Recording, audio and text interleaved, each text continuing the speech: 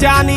ਉੱਤੋਂ ਮਾਰਦੀ ਜਵਾਨੀ ਸਾਡੇ ਹੁੱਜਾ ਨੀ ਉਹ ਗੱਲ ਦਿਨਾਂ ਵਿੱਚ ਕਿੱਥੋਂ ਕਿੱਥੇ ਪਹੁੰਚ ਗਈ ਚੰਨ ਚੜਿਆ ਨਾ ਰਹਿੰਦਾ ਕਦੇ ਗੁੱਜਾ ਨੀ ਤੈਨੂੰ ਉੱਚਾ ਨੀਵਾਂ ਹੋਵੇ ਬੋਲਿਆ ਸਾਡੀ ਗਲਤੀ ਮਲਤੀ ਮਾਫ